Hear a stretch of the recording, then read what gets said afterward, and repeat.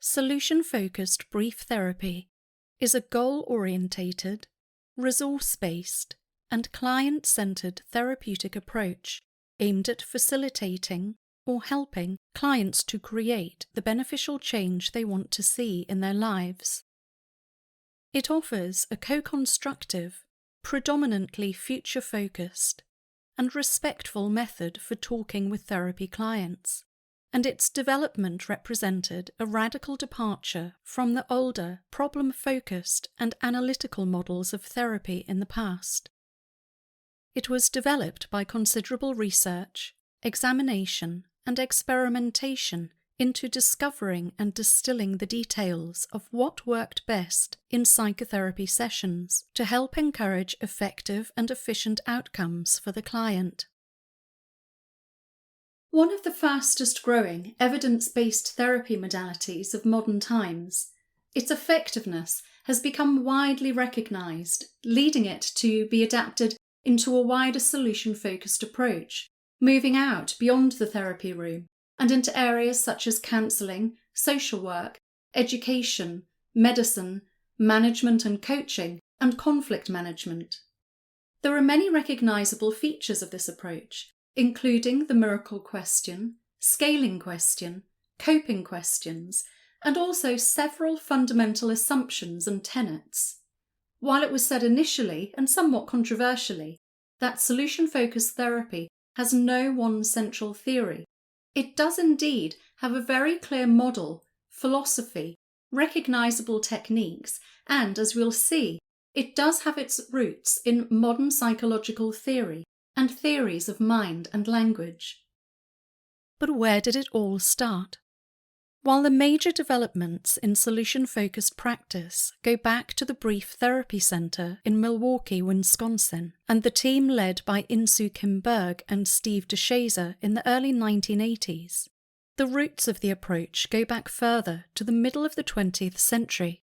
It was around the 1950s that noticeable change was in the air, not just in society, where significant leaps were being made in technology, science, and clinical research, but within the traditional worlds of psychotherapy, counselling, and psychology.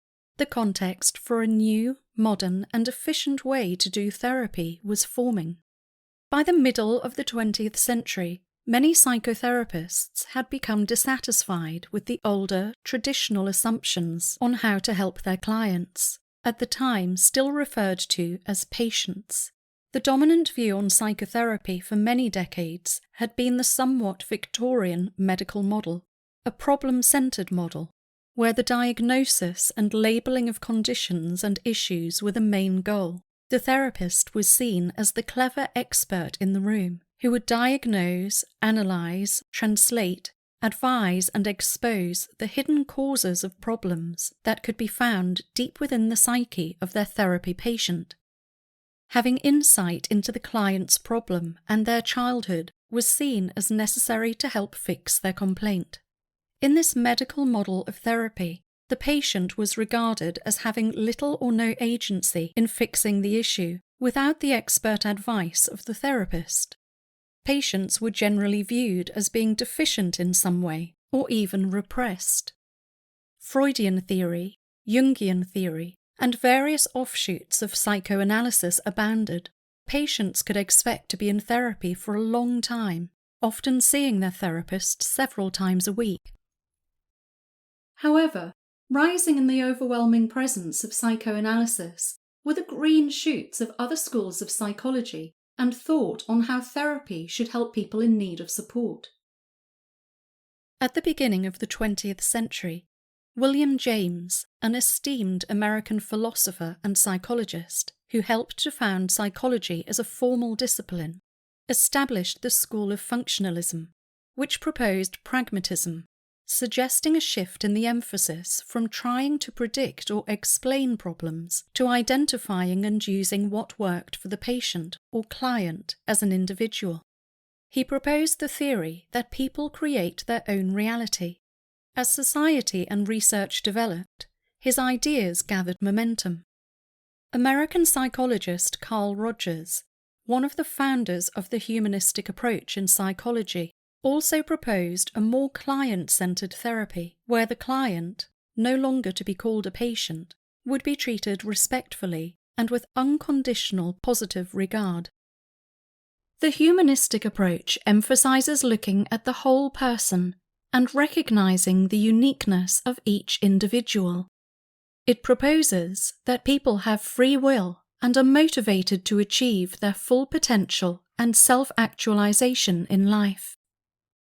Humanism rejected the assumptions of the behaviorist perspective, another dominant theory of the time, viewing behaviorism as deterministic, focused on the reinforcement of stimulus-response behavior that was based on animal research. It also rejected the psychodynamic approach because it was similarly deterministic and implied that people had little agency or self-ability in creating change to their thought and behavior patterns. Psychoanalytic schools of thought proposed that unconscious, irrational, and instinctive forces determined human thought and behavior. Both behaviorism and psychoanalysis were therefore regarded as dehumanizing by humanistic psychologists, who viewed that the client should be central to the change process. However, it's in constructivism, and specifically social constructivism, that the solution-focused approach has its roots. Psychologist Jean Piaget is known as one of the first theorists in constructivism.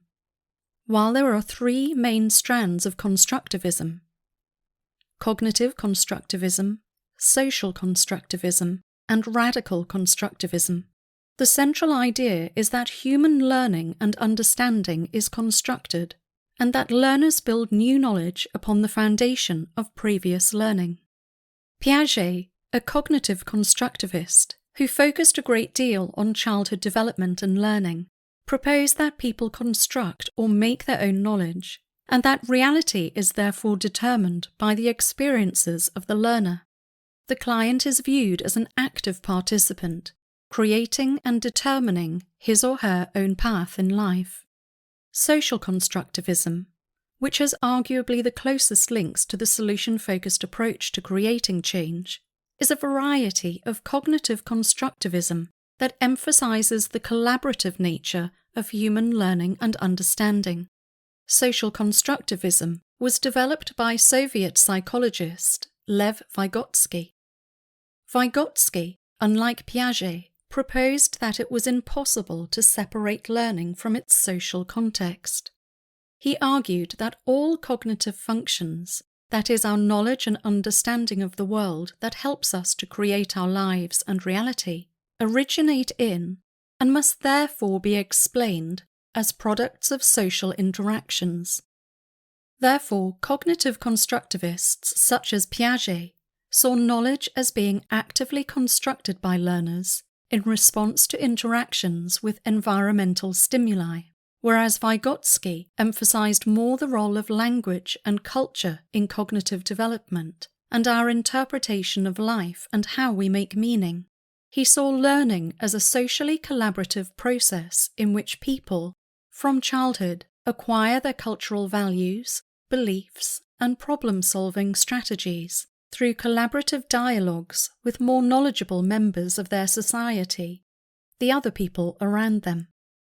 It's easy to see how this falls into context with the later developments of systems theory in psychology, which proposes viewing individuals as seeking homeostasis or equilibrium within their social systems or groups. In systems therapy, the main goal is to create a system that works for all members. The expectations, needs, desires, and behaviours of each person within it must be considered. When issues arise, these can be attributed to breakdowns in systemic interactions rather than the agency of just one person. This approach was spearheaded by several talented individuals recognised as inspiring solution-focused brief therapy, including anthropologist Gregory Bateson, psychiatrist Murray Bowen, mathematical psychologist Anatole Rappaport, psychiatrist William Ross Ashby, and anthropologist Margaret Mead. Therefore, by the middle of the 20th century, a paradigm shift was in play. The context, and arguably a need, for radical change was set. Just as a pioneering therapist and one of the greatest influences on what was later to become solution-focused brief therapy came along, Milton Erickson. Milton Erickson was a highly regarded psychiatrist and clinical hypnotherapist, somewhat unorthodox in his approach, considering the prevailing approaches to psychotherapy at the time of his training and practice. He was an exceptionally successful therapist and psychiatrist, whose own ideas laid important foundations for the solution-focused approach and the many assumptions we know today. Erickson was a remarkable person, having suffered from ill health since he was a child. Indeed, in a very solution-focused way, he believed his own challenges taught him beneficial skills and resources in developing his successful therapeutic approach. At 17 years old, he found himself completely paralysed by polio and not expected to survive. However, ever resourceful, he used the time lying in paralysis in his hospital bed to make close observations on human behaviour and communication, listening to the approaching footsteps of doctors and nurses, noting body language, intonation, and speech patterns. He also spent hours mentally rehearsing the motion of walking in his mind in great detail, so he didn't forget how to move his muscles during this stage of paralysis. Against the odds, he taught himself to walk again, also studying and copying his own infant sister who was learning to walk at the same time. Erickson was also a postmodernist.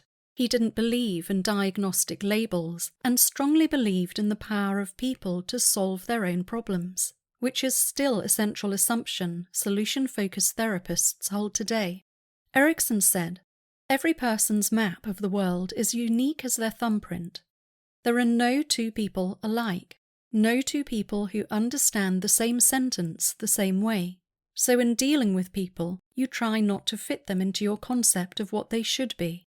He believed that therapy should be brief, and that a small change made by the client was often enough to set a process of larger change in motion. He utilised whatever resources he discovered in the client, and noted how their own experiences and resources could turn out to be a part of their solution. Steve DeShazer, while developing the solution-focused approach, spent a great deal of time closely studying the work of Erickson, also learning about hypnosis, and in particular, Erickson's use of language. Insoo Kim Berg was also trained in hypnosis and used it with some of her early clients. Ericksonian hypnosis, recognized as a type of indirect hypnosis, offered a masterclass in the use of language and communication that helped to facilitate clients in creating change in their thoughts and behavior patterns. Reflecting his postmodern approach, Erickson himself worked from a position of having no central theory. Students of Erickson learned by listening to recordings of his client sessions, reading his case studies, and also from books written by direct students of Erickson, such as the book Uncommon Therapy by J. Haley, which contains the quote, "There should be full respect for and utilization of whatever the patient presents. Emphasis should be placed more on what the patient does in the present and will do in the future, rather than on a mere understanding of why some long-past event occurred." A technique developed by Erickson, called the crystal ball technique, encouraged clients under hypnosis to look into imaginary crystal balls containing pasts and futures, with the aim of visualizing the future without the issue, as if it was already achieved. Often the client would be asked to describe what would now be called the preferred future in the solution-focused approach, and then asked to visualize, retrospectively, what steps preceded the achievement of the future picture. The crystal ball technique was a new and unique future orientation technique utilized by Erickson to help a client facilitate new expectations. It is also referred to as a pseudo-orientation in time, and assisted the client in moving toward a vision of what a solution will look like, even if the client was not clear on the details of the problem. DeShazer noted, "As I see it, The principles behind this crystal ball technique form the foundation for therapy based on solutions rather than problems. The crystal ball technique was recognized as the precursor to the miracle question, said to be first used in a solution-focused session by Insoo Kim Berg, where a client was invited to imagine a miracle happening overnight and asked to describe their life without the problem being present the next day. Crucially, Erickson approached each client with a solid assumption that change was not only possible but inevitable, and that their past, or developing insight into their past, was not at all necessary to finding an effective solution. Erickson often set his clients tasks to assist their process of change, and regarded himself as being fully responsible for the client's success or failure during therapy. He also proposed the concept of cooperating, in which the therapist meets the client where he or she is to circumvent resistance.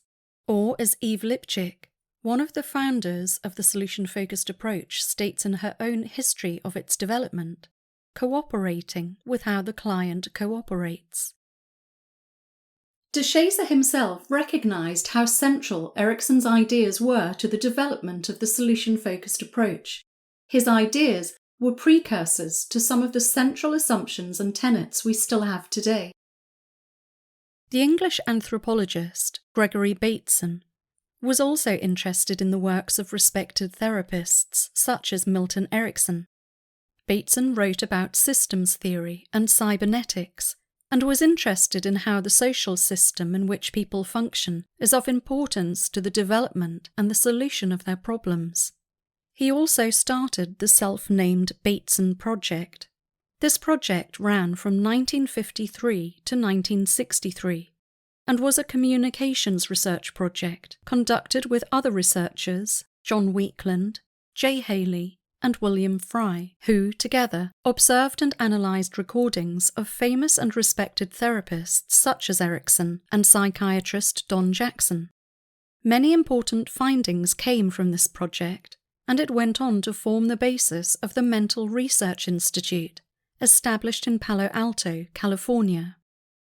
The Mental Research Institute, or MRI, was founded in 1959 by a group of academic researchers, psychiatrists, and psychotherapists, including Don Jackson, Paul Václavic, John Weakland, Jay Haley, Janet Bevan, and Richard Fish, whose work went on to develop significant innovations in the postmodern therapy world, and specifically brief family therapy. Emerging from the dedicated work of the MRI was a much briefer, pragmatic, and more goal-orientated approach to psychotherapy, their findings placing the client at the very centre of the therapeutic process, unlike the traditional, more analytical approaches. In these early stages of developing brief therapy, therapeutic conversations were still relatively problem-focused. However, as part of their research, the MRI team noticed that over time, the conversations between therapist and client were becoming increasingly positive and hopeful in nature, marking a significant step away from problem-focused talk. They also confirmed from their research into processes and outcomes that, as Erickson had suggested, successful outcomes were not linked to examining the childhood of the client or gaining insight into the problem. Exploring the pathology of the problem was proving to be completely irrelevant to the client's finding of a successful solution. Following on from Erickson's ideas, the team at the MRI focused entirely on the present-day situation of the client. They believed that as problems were experienced by the client in the present day, the client must be doing something in real time that was maintaining the existence of the problem. Therefore, their goal was to find out exactly what the client was doing in the present day and encourage them to do something different that would stop them maintaining the issue, replacing it with a more helpful behaviour that eradicated the problem to a sufficient degree for the client to be happier. They also researched and trialled Erikson's use of language, his ideas of paradoxical suggestion, and how he framed tasks to encourage the client to make changes and see themselves in a different light. Reflecting his idea of the need for brief therapy, the MRI team offered clients a maximum of 10 sessions and continued to still report successful outcomes from their work. In 1967, and within the MRI, Weekland, Fish and Valtzlawick founded the Brief Therapy Centre, from which the new school of family therapy emerged from their work together, strategic family therapy. It was around this time that Korean-born psychotherapist In-Soo Kim Berg was also finding herself dissatisfied with traditional methods of therapy. Feeling that the traditional approach she was using wasn't working as well as she'd hoped, she began to conduct reading and research around the subject as part of her own studies. Coming across J. Haley's book Uncommon Therapy, she found herself agreeing with the ideas and felt they reflected her own desire to work differently. In the 1970s, Berg was studying at the MRI with John Weekland as her mentor. He was also a mentor to Steve DeShazer, another therapist who felt similarly dissatisfied with the older approaches and also greatly admired the work of Milton Erickson. At the time, and as part of his own experimentations and research into psychotherapy, Steve DeShazer conducted sessions using a one-way screen, through which a team of therapists could observe interactions between clients and their therapist in session. The team could discuss the process amongst themselves and give feedback or make suggestions to the therapist, usually by ringing a buzzer or bell to alert the therapist. The purpose was to observe therapeutic conversations in action and discover what worked. At the end of the therapy session, and sometimes during, the therapist would go behind the screen and consult with the observing team of colleagues before closing the session. John Weekland introduced In-Soo Kim Berg and Steve DeShazer in 1977 at an MRI conference, and they began to work together, later becoming a couple. Shortly afterwards, Berg convinced DeShazer to leave the MRI in California and to set up in DeShazer's original hometown of Milwaukee, Wisconsin, with other therapists inspired by the work of the MRI, academics and psychotherapists Eve Lipchick, Marilyn LaCourte, Jim Dirks, Don Nurum, and Elam Nanali. Together they formed the think tank therapy practice called Family Service.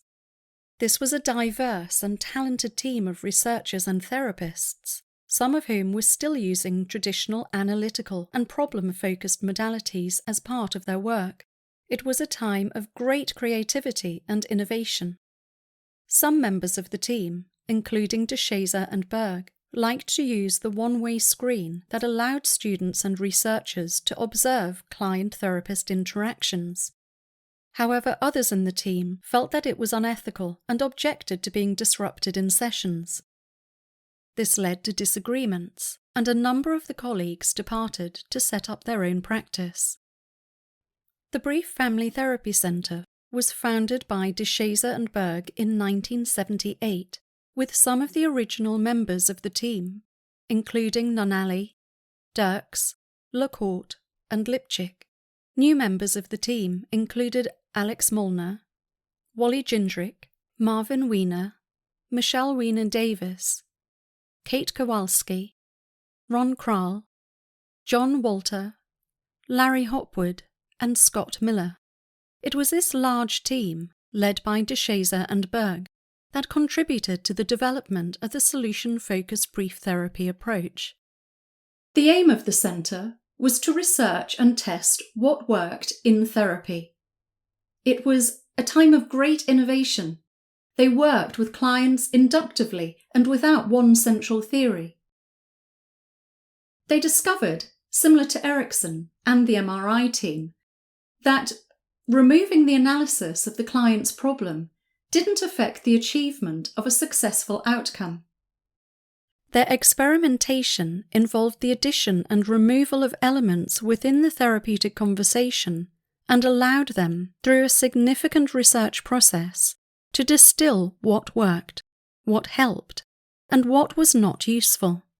When something worked, they were able to try it again. If something didn't work after experimentation, they removed it from the process. They did this by observing therapist-client sessions, thousands of hours of videotapes of client sessions, and various outcome studies. They also looked at the type of language or interventions that helped clients to formulate clearer goals, and this seemed to help clients become more confident in taking the steps forward to the goal that they had described. They also, as part of their research, found that over time, the language used in the interactions between client and therapist became naturally hopeful and positive in nature. Essentially, they looked for what helped the clients create change in as short a time as possible. Importantly, what evolved from all of this is that the client's voice and the client's own language was completely central to the process. Indeed, Lipchick, in her own description of the work done at the BFTC, highlights how she and other members of the team began to notice from their observations that, in her words, the interview in itself may be as important as the intervention message for change. She also noted that when she and another therapist suggested this idea, the other therapists went lighter on the buzzer, allowing her to conduct this line of research. This led to discovering the importance of interviewing for solutions, where she notes, "We accidentally discovered that the client's focus on exceptions to his or her problem can lead to solutions." The development of the solution-focused approach was heavily influenced by DeShazer's study of and personal interest in how we use conversations and language. He didn't just study Erikson's use of language, but also the modern philosopher Ludwig Wittgenstein, who is recognized as one of the most important philosophers of recent times. This wasn't just driven by personal interest, but also as a way of explaining what he was seeing in the sessions as the therapist and client interacted successfully together. DeShazer was trying to make sense of what he was seeing. Wittgenstein's Tractatus Logico-Philosophicus was published in 1921 and was a pivotal work of the early 20th century, a time during which the importance of language was being investigated across many academic disciplines. Very clearly, Wittgenstein's ideas appealed to DeShazer and his quest for simplicity and efficiency. This can be seen in Wittgenstein's suggestion that there must not be anything hypothetical in our considerations. We must do away with all explanation, and description alone must take its place. This proposition reflected the findings of research into brief therapy, and the view of DeShazer himself that rather than focusing on explanations and analysis of problems, it was much more important to focus on description of helpful behaviour and observable outward behaviour, reflecting the internal state or emotions of the client. It is this staying on the surface and resisting the urge to dig deeper towards the pathology of the problem that reflects the don't think but look approach of Wittgenstein. This is seen in solution-focused techniques such as the miracle question, where the therapist elicits the client's own description of what they're doing differently on the day when their issue is resolved. This includes transactional descriptions of how other people in the client's life would notice from the client's own outward behaviour that this change had taken place. One of the past criticisms of solution-focused therapy has been that it seems to ignore emotion, focusing only on observable facts and behaviour and action. However, if one accepts that a person's emotion will have an observable behavioural correlate, then it can be argued that emotions will be noticeable and observable in how that person behaves. Arguably, no emotional analysis is required. The aim of Wittgenstein's Tractatus was to draw limit to thought, and opened with the notion that the limits of my language are the limits of my world. In his work, Philosophical Investigations, 1953, Wittgenstein also discussed the concept of language games. In the words of Steve DeShazer and Gail Miller, who published a definitive article, Solution-Focused Therapy as a Rumour, in the Family Process publication in 1998, they state, "We often overlook the importance of language in our lives because, as Wittgenstein states, it is organised as diverse language games that are so familiar to us, we take them for granted." Language games consist of the typical ways in which we use language to construct meanings and build social relationships. They are, at least to some extent, culturally standardised patterns of language use that we and others recognise and respond to in our own everyday encounters. Language games include the typical ways in which we conduct ourselves in social interactions with our physicians, the ways in which we express anger to others. Going further, language games are associated with the various ways in which we exist in the world. Forms of life consist of the concrete social roles and relationships within which we conduct our lives. They include such diverse activities as buying objects at a neighbourhood store, sending and receiving email messages through a computer, and going to a baseball game. Each of these forms of life is inextricably linked to a set of observable language game moves that define them as distinct activities. They are different ways of being in the world. The same might be said about problems and solutions. They are forms of life that are socially constructed and maintained through different language games. At minimum, problems-focused language games emphasize what is wrong with people's lives. This language game also frequently involves portraying the sources of our problems as powerful forces that are largely beyond our control, and sometimes even beyond our understanding. The solutions language game, on the other hand, focuses on finding ways of managing, if not remedying, one's problems. Here the emphasis is on identifying the resources that we are using, or we might use, to change our lives in preferred ways. One way of playing this language game is to treat change as a struggle to gain control over one's problems. But it can be played in many other ways, including by treating one's own problems and their sources as irrelevant to the change process.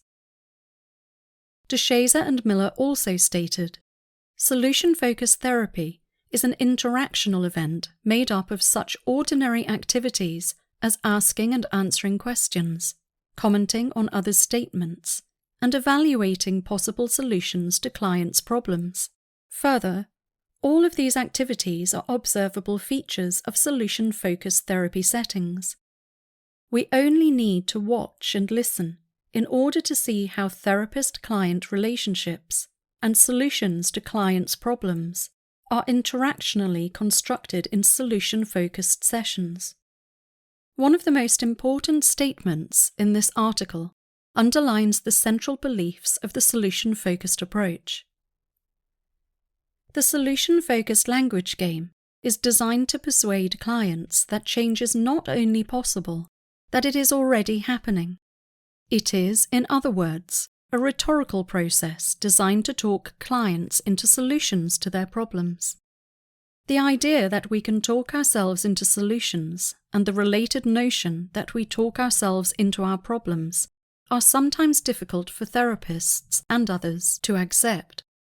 These claims sound overly glib to some people, and even disrespectful of clients' concerns and experiences, but these reservations are products of their own language games and social contexts. Within the Wittgensteinian language game, however, the idea that we talk ourselves into problems and solutions is obvious, and even a matter of common sense. We construct problems by interpreting and describing aspects of our lives as undesired conditions that we wish to change. And we sustain our problems by continuing to talk this way, we talk ourselves into solutions by changing how we interpret and describe our lives. DeShazer also studied social constructivism and Buddhist teachings, and the works of Bandler and Grinder, who developed NLP. He also studied the systemic approach to family therapy, developed by the Milan Group.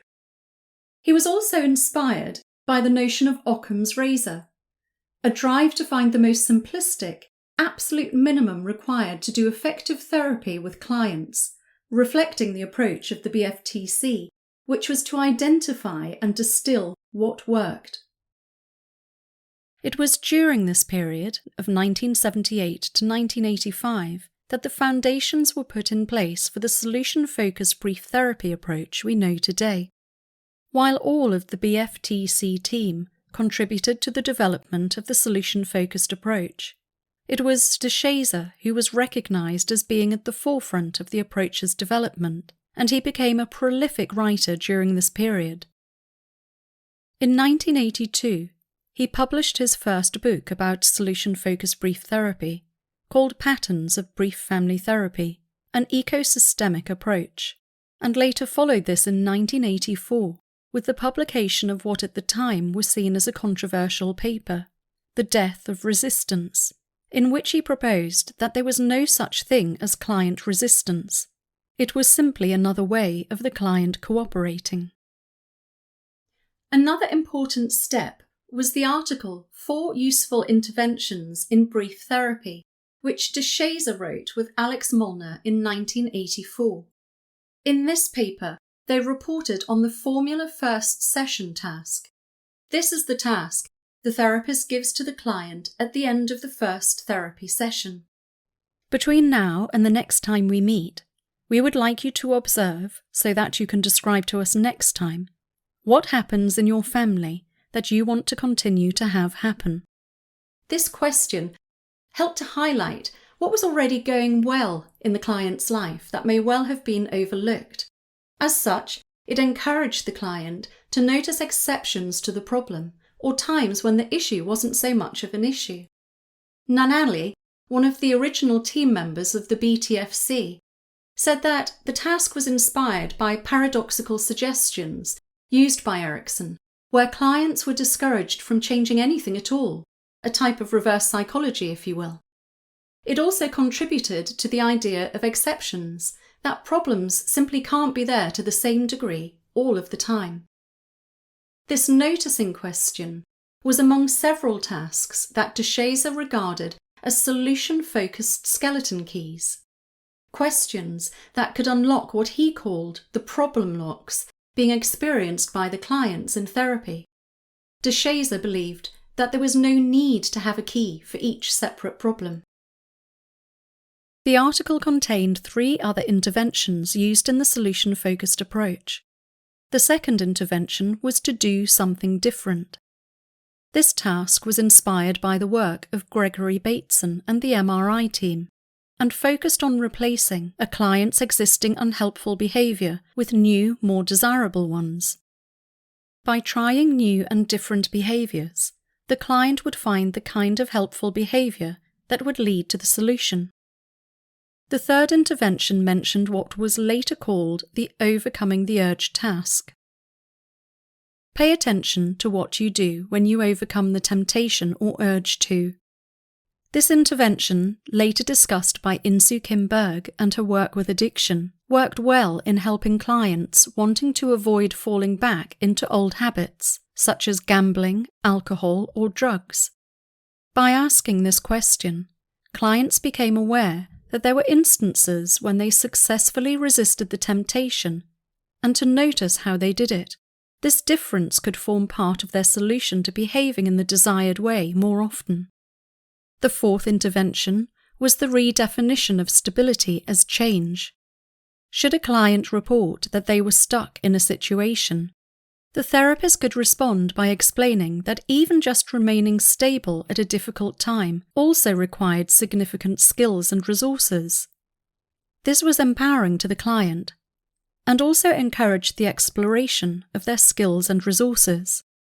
In DeShazer's second book, Keys to Solutions in Brief Therapy, 1985, DeShazer discussed the Ericksonian-inspired notion that change was inevitable, and it was therefore important to create an expectation of change when working with clients. This meant that by asking questions and using language that implied change was possible and going to happen, the therapist supported the belief that change was going to happen. In this book, DeShazer also discussed the importance of noticing past successes in the client's life, informing a key to solving the current problems. In 1986, DeShazer described the beginnings of the scaling question, which the BFTC had already been using in their sessions for some time. The scaling question is still one of the most recognizable techniques in the solution-focused toolkit today. In a scaling question, the therapist asks the client to imagine a scale running from 0 to 10, where 10 represents the ideal situation or outcome, and 0 represents the situation where nothing yet has been achieved, or where things are at their very worst.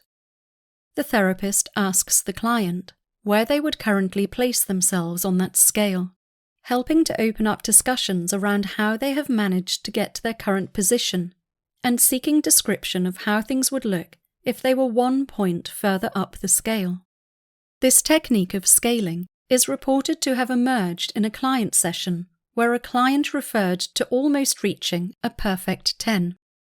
It was around 1986 that the term solution-focused began to be used more often, having been more formally announced to the world in an article entitled Brief Therapy, Focused Solution Development, which was published in the Family Process publication in 1986.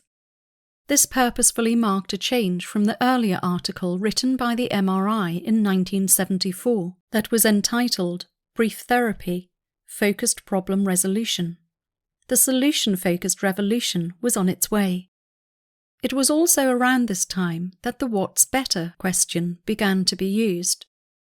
Asked at the beginning of a second or subsequent session with a client, this question allows the client to focus on what progress has been made or what might have worked in the time before the session, preventing something useful to the solution being overlooked. In 1987, DeShazer referred to the concept of exceptions to the problem and how no problem exists to the same degree all of the time. By noticing when the problem was less of a problem, clients were invited to notice what was different at that time and might also be used as a part of the solution. In 1988, DeShazer provided more detail on the miracle question and its use in therapy in his book Clues, Investigating Solutions and Brief Therapy, 1988. He also discussed the prediction task, having observed with his team that even simply predicting desired change would increase the chance of it happening. He also described the difference between clients as visitors, complainers, and customers. It's important to note that DeShazer wasn't the only member of the BFTC team to write on the subject of the solution-focused approach, as each member of the team was an established and talented researcher or therapist in their own right. In 1988, psychotherapist Eve Lipchick, one of the founders of the approach, discussed in her own publications more about what we recognize today as the resource-seeking coping question, and the need for solution-focused therapists to listen with a constructive ear. This refers to how solution-focused therapists should listen appreciatively and actively for resources that can be used in the therapeutic conversation to help create change. In 1991, DeShazer's book, Putting the Differences to Work, he discussed the importance and development of well-formed goals for the client. DeShazer believed that specific goals were often the starting point for effective change, and he saw the solution-focused approach as goal-orientated. In 1992, an article by Harleen Anderson and Harry Gulashan elaborated on the Ericksonian idea of the therapist needing to assume an attitude or stance of not knowing, still a central tenet of the SF approach today. It marked a clear step away from the older traditional idea of the clever, all-knowing therapist in the room. It proposed that therapists cannot possibly be the expert on a client's life, their personal experiences of the problem, or what their solution should be. Therapists were there to facilitate the client in finding their solutions, not advise or direct. It was the client's solutions, resources, and skills that aided the finding of the solution, not the personal intervention of the therapist. From the middle of the 1980s, the approach gained national and international recognition and was adopted across the world by other psychotherapists, developing in Europe, Australia, America, and Asia. Therapists began to conduct more research, exchanged ideas, and continued to refine the approach. By the beginning of the 1990s, other authors were contributing to the development of the approach, including Insoo Kim Berg herself, whose next publication described the use of complements in sessions, and Cantwell and Holmes, who introduced the notion of the solution-focused therapist leading from one step behind. The original members of the BFTC drifted apart on their own journeys, some continuing to develop their solution-focused approach, and many adding to the bank of published material, including detailing the use of the solution-focused approach outside of the therapy setting, as it represented a way to have effective, change-orientated conversations in other arenas. For example, Eve Lipchick, the last remaining member of the original BFTC team today, went on to develop a solution-focused way of working that made provision for emotion, rapport, biology and cognition, drawing on other emerging scientific and psychological research. However, both DeShazer and Berg are recognized today as laying the foundations of an approach that represented a much-needed breakthrough in the world of therapy. After a fantastically productive period, DeShazer continued his own philosophical investigation, whereas Berg continued to author more books on practical applications of the approach, including Family Preservation in 1991 and Working with the Problem Drinker in 1992. While they didn't further refine the solution-focused model, Berg particularly was involved in applying the approach to other types of client services. She continued to write publications and books on substance misuse, child protection, education settings, and coaching. It is Berg who is recognized as taking the approach out of the context of the therapy room and into other situations where solution-focused conversations can be beneficial. Hence, in recent years, as mentioned earlier, the label of the solution-focused approach is more relevant at times than solution-focused therapy, as not all settings where solution-focused conversations were taking place were therapeutic.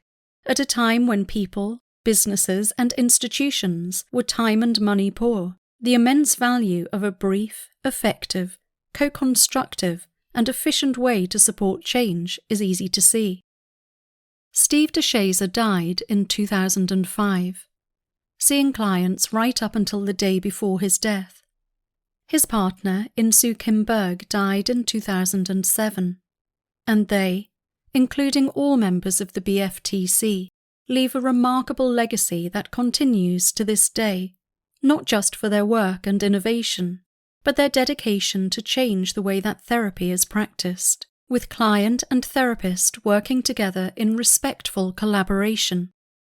While the idea that solution-focused brief therapy, like Erickson and Wittgenstein, had no one central theory, it must never be overlooked how the solution-focused approach arose within a context of the need to create an alternative and briefer approach to the traditional, analytical models of therapy, and it is also underpinned with a clear and logical postmodern philosophical approach.